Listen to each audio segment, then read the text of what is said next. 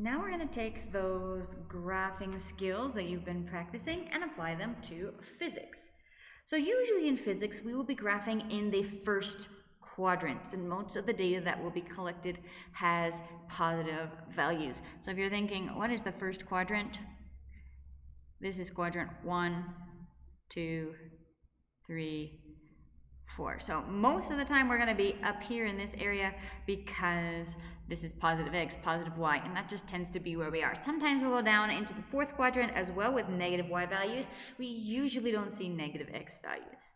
So there's some rules that you need to follow specifically for graphing physics, and you're going to want to keep referring back to these rules as we go along. So here we go. Rule number 1. Draw and label the x-axis and y-axis in the following format. So you're going to draw them and you're going to label them depending on what they are. So whatever it is, the quantity that you're measuring, distance, time, momentum, whatever it is, comma, the variable that's used to represent it, and then in the parentheses is the units used to measure it. So it's whatever quantity that you're measuring, comma, variable, parentheses, units. We're going to use that on whatever we're doing. If time is involved in your graph, time will always be on the x-axis. Every single time, time will be on the x-axis. If time is not involved, then the independent variable is always on the x-axis. And in the case of a graph that includes time, time will always be the independent variable because we can't control time, and so it goes on the x-axis. In other cases, we'll see what happens, which one is the dependent or independent variable. Step number 2, select an appropriate scale for the graph. Are you going to go up by 1s? Are you going to go up by 2s? Are you going to go up by 5s? What makes the most sense for each of your axes? Try your best to have the graph fill as much of the page as possible. We don't want a little teeny tiny graph down in the corner. We want to use up the whole page. So as much of the page as possible, and you can use different scales on each axis. So you could be going up by 5s on the y-axis and by 2s on the x-axis. Just depends what makes the most sense for your data. We usually avoid going up by things like 3 or 7 or 11, things that are hard to estimate on a graph. And don't end us up with very nice values, something, but yeah, you can kind of play around with that to make your graph fill the whole page. Use a scale that's easy to read and make certain that it's evenly spaced. Don't go up by 1 and then by 2 and then by 5 and then by 1 again. You want each box on your graph to be going up by the same amount, so evenly spaced and evenly spaced check marks. But if you're using graph paper, that shouldn't be a problem. Step number 3, give the graph a title. So usually it's something fairly straightforward, like y versus x.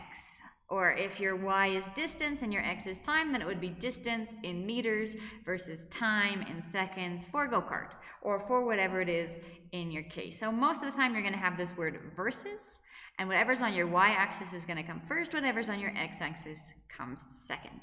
And then maybe give a little bit more detail of what the situation is. All right, so at this point we haven't even graphed any data. We're just setting up our axes, setting up our title. Then what comes next? Plot the points.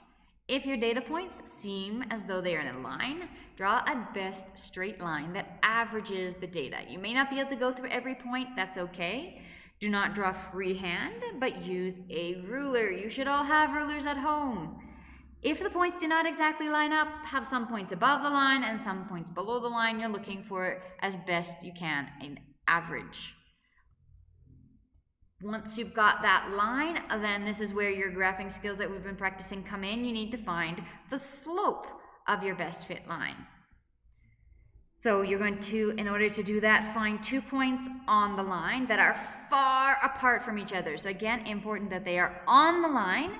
Not that they're data points that you plotted, but that they're on the line and easy to estimate from the line, and that they are far apart from each other. If my graph goes like this, there's my line that I want to be finding the best fit line, don't pick 2 points that are right next to each other. Pick 2 points, maybe one close to the beginning, one close to the end, that are fairly far apart. That just gives you a better slope. So you either want to find the rise and run. If you want to draw those straight onto your graph, you can. Here's your rise, here's your run. Or if you want to use the m equals y2 minus y1 over x2 minus x1, you can use that formula using those, again, 2 points that you found on your line. So find the rise and run, calculate the slope, and show these calculations on the graph. This may sound counterintuitive, but we actually want to put this on your graph. So m equals rise over run, if you found it on the triangle, or using this y2 minus y1 over x2 minus x1, put it on your actual graph, and then your answer should use appropriate units for the slope. So if this one is measured in meters and this one is measured in time, then you're going to get, meters and seconds. This is measured in seconds. Then you're going to get a slope of meters per second. If this was meters per second, this is velocity.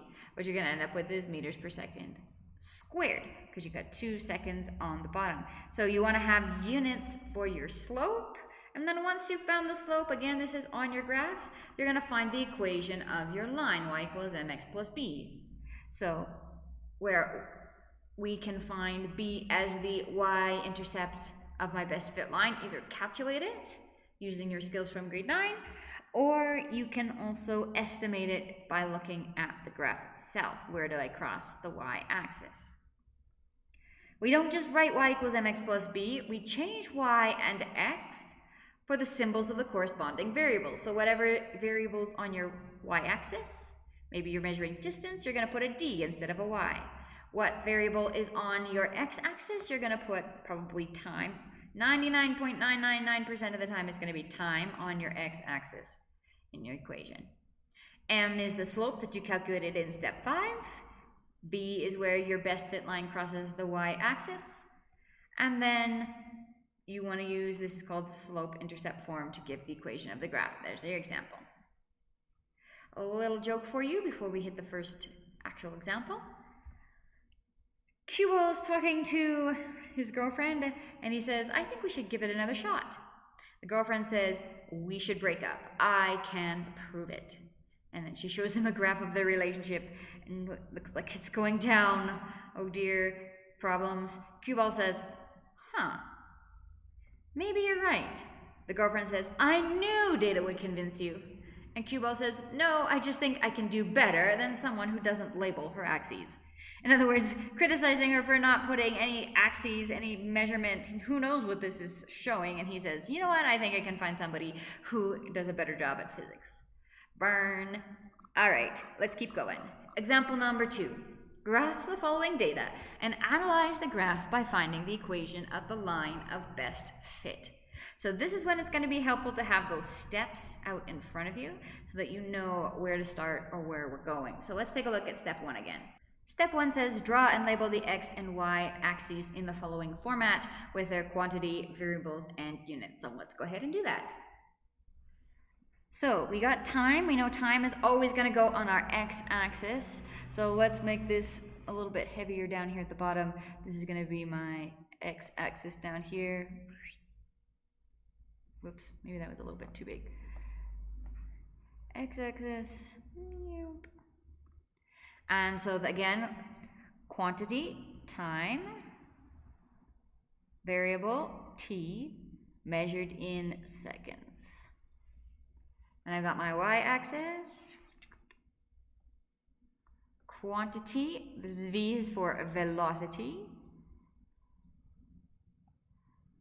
comma, variable, and units. All right, that was step 1. Let's take a look at step 2. Step 2 says to select an appropriate scale for the graph, and we want the graph to fill as much of the page as possible, in this case as much as the little grid as possible. So we got to figure out what scale is going to let us include all our information. For time, our lowest value is 2 and our highest value is 10. So we want to make sure that we can fit at least up to 10 on this scale. So if we counted by ones, we get 1, 2, 3, 4, 5, 6, 7, 8, 9, 10. That doesn't get us very far along our axis. So we want to make it bigger than that so that we're going to fill whole axis is possible. So what if we counted every 2 boxes as 1 second? So this would be like 1, 2, 3, 4, 5, 6, 7, 8, 9, 10. Yes, that gets me a lot further along. So I'm just going to tidy that up, and then I'm going to add maybe a few numbers along the way.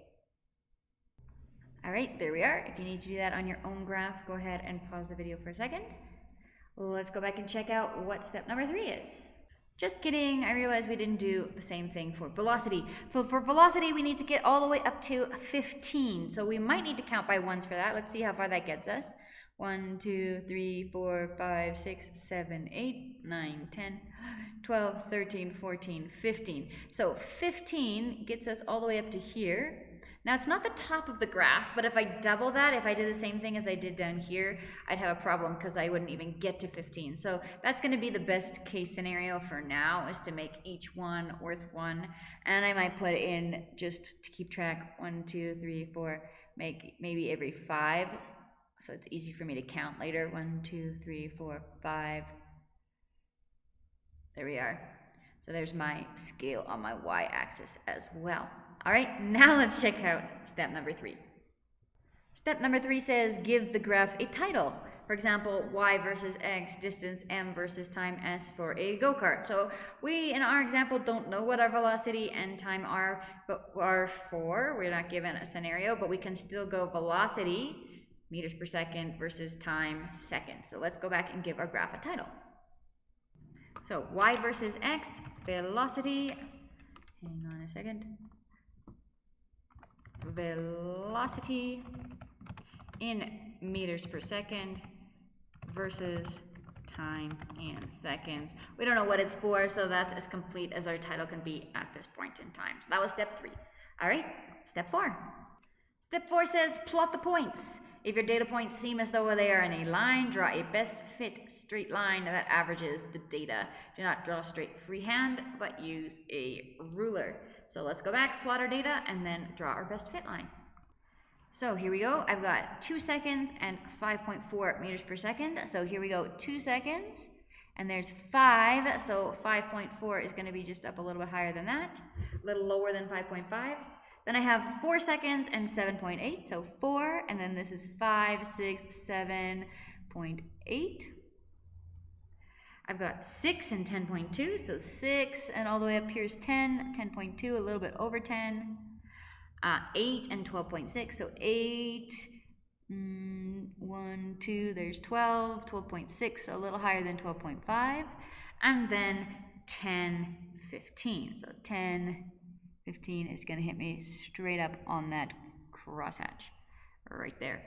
So they do actually look like they're fairly straight, in a straight line. So if you want to grab your ruler and see if you can connect them. If you need more time to plot the points, go ahead and pause the video. But otherwise, we're going to grab our ruler and we're just going to see if we can get, they might actually even cross all the way exactly. It's kind of hard to tell. Depends how exact you were in your graphing. But more or less, best shot straight line. And we want to keep that going also all the way off our graph. And give it an arrow to say that it keeps going. Okay, so let's check out what we do after we do the best fit line. So after drawing the best fit line, we need to find the slope of the best fit line. And it says again, select 2 points that are on the line that are far apart from each other. They do not have to be data points. We're going to put all the calculations on our graph. So let's go ahead and do that.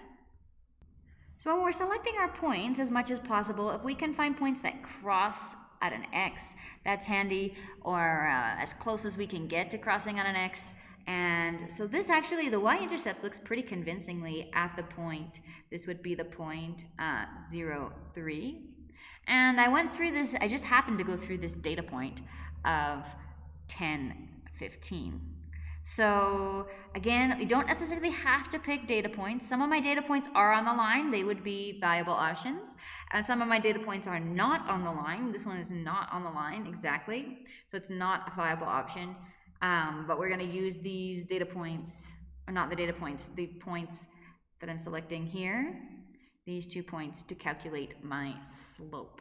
So my slope is going to be, again, y2 minus y1 over x2 minus x1. So my y2 is 15, my x2 10, my y1 3, and my x1 0, which gets me a slope of 12 over 10, or 6 over 5, or we tend to like decimals better actually, 1.2. Slope of 1.2. And remember that we were told we needed to use correct units. So my rise, my velocity is in meters per second, and time was in seconds. So meters per second, or meters per second squared, which eventually you're going to find out is the units for acceleration, which means how fast something is speeding up or slowing down. So that was step number 5. Let's go see what's next. So lastly, we want to finish off finding the equation y equals mx plus b, and then change the y's and x's for whatever our variables were in our graph. So let's see if we can do that. So we found the slope already, thinking y equals mx plus b, and fortunately for us, our y-intercept is fairly easy to find, is just 3, so we can write this right away. So again, my y, instead of y, I'm going to put in a v. I found my slope of 1.2. Instead of x, I'm going to put t for time. And plus b, my y-intercept is 3 on my graph. So that would be my equation, v equals 1.2t plus 3. So that is it for graphing data, and now there's a few questions that they're going to ask us down below. And first question is, what is the y-intercept and what does it mean? So this is interpreting your graph now after you've drawn the graph. Well, we found the y-intercept. The y-intercept is 3. Y-intercept is 3, and it's 3 what? Well, the y's are measured in meters per second, so this must be 3 meters per second, and it's a velocity. It's our velocity at time equal to 0 when we start. In other words, this is our initial velocity. What does it mean? It means our initial velocity is 3 meters per second. So interpreting what our y-intercept means, time equals 0 is your initial velocity when you start or at the beginning. We could also have written our velocity at the beginning, or our velocity when we start is 3 meters per second. And then it asks us part B, what are the units of our slope? Well, we found that up on our graph. Our units were meters per second squared. And this might be a new quantity for you. We might not have talked about this much. The slope represents acceleration, which is how fast something is slowing down or speeding up.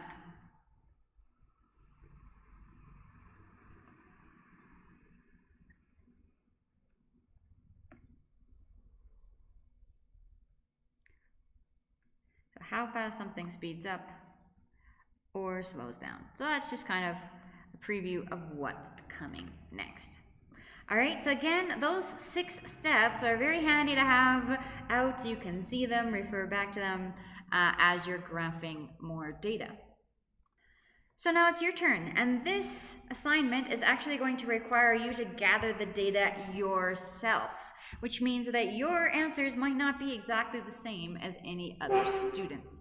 So hopefully you have textbooks at home. You've picked them up from school, not for physics, but for other subjects. So choose one of those textbooks, and then make sure you choose a textbook that's pretty fat, because you're going to need to go up to at least 700 pages.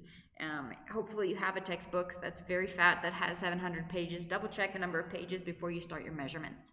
So measure and record first just the thickness of 50 pages. How thick are 50 pages? Stack of 50 pages in a row. Next, measure and record the thickness of 100 pages, 200 pages, 400 pages, 550 pages, and 700 pages. You want to have that set up and recorded in a data table. So again, something like what we saw in example number 2, where you have your maybe number of pages and thickness, something like that. Those are going to be your data. You need it in a table, nicely organized, preferably with a ruler or done on the computer. Then, using that data, plot a well-labeled graph of the number of pages versus thickness. Number of pages versus thickness. Find the slope, an equation of the line, and calculate the thickness of 225 pages and 1,000 pages using your line. Clearly show all your work. So just as a hint for you, because we are measuring the number of pages, we are choosing the number of pages, that is going to go on your x-axis, number of pages. And your thickness is going to go on the y-axis. When you're making your graph, just double check that you've got those the right way around. All right, so now it's your turn. Go ahead and hit assignment number 1.